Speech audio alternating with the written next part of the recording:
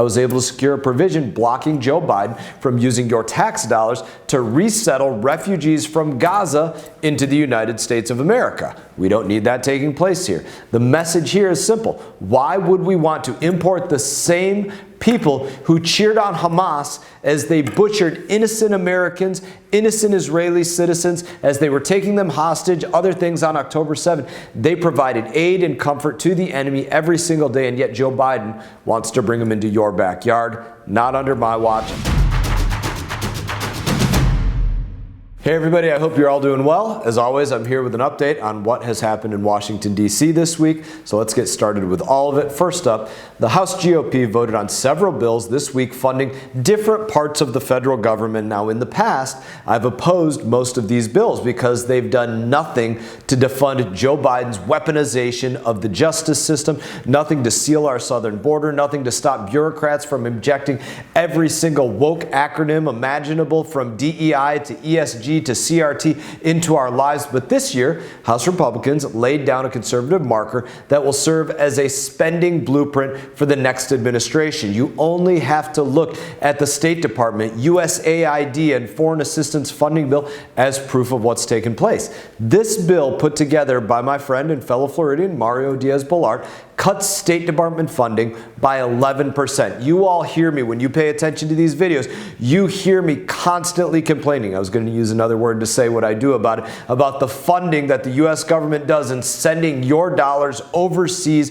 in the most wasteful ways. You've heard me talk about funding drag shows in Ecuador, or funding atheism in Nepal for $500,000, or helping Tunisians to reintegrate themselves into their own country of Tunisia. These are things that your tax dollars, the State Department, has sent your money to do. They just waste your money. They give money to the Taliban, a terrorist organization that we were at war with. The list goes on and on. But Mario Diaz-Balart works to cut these things, cutting 33 special envoys in total. This includes Biden's special envoys for climate change, racial equity, Palestinian affairs, special envoy for advancing LGBT human rights.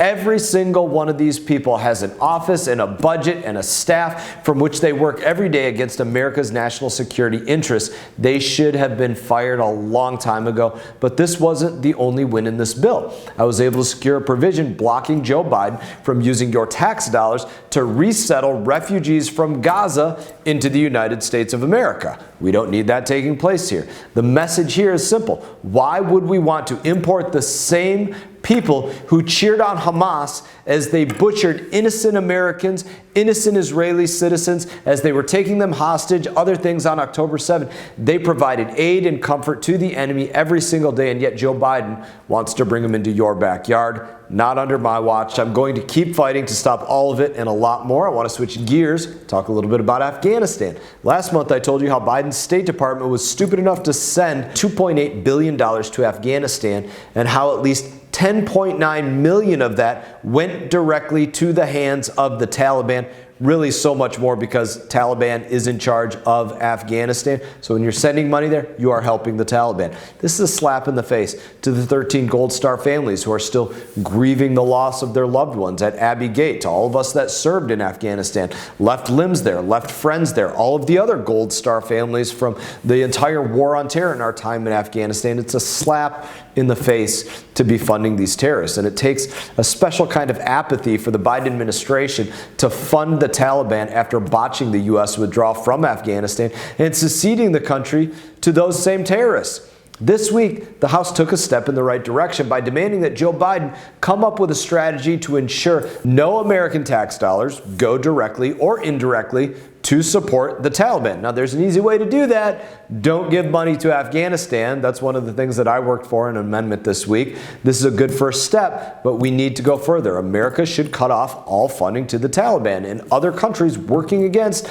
America's national security interests. Our government also shouldn't be subsidizing countries that are wrongfully detaining our citizens or holding them hostage. This is just common sense to everybody, but apparently it's not common sense to Joe Biden or his administration. I want to talk about one other thing. This week, the Transportation and Infrastructure Committee held a markup on the Water Resources Development Act. This is a bill that we consider every 2 years, and it authorizes new water infrastructure projects, and it sets policies for the Army Corps of Engineers.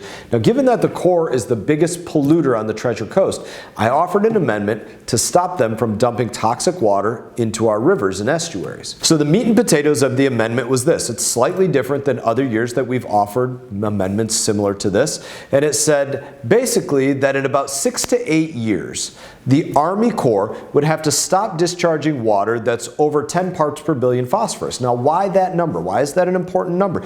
Because the Florida Everglades and all of those that inhabit areas around, they enjoy a water quality standard of 10 parts per billion phosphorus. Whether you're talking about the Seminole tribe, the Miccosukee tribe, people that are down by the Everglades, people that have ranches down there, you name it, the Big Cypress, they have that water quality standard. So I said, at the time that the reservoir that's being built south of Lake Okeechobee is completed, and it's had a couple of years of testing, again about 6 to 8 years from now, that same 10 parts per billion phosphorus water quality standard has to be given to others.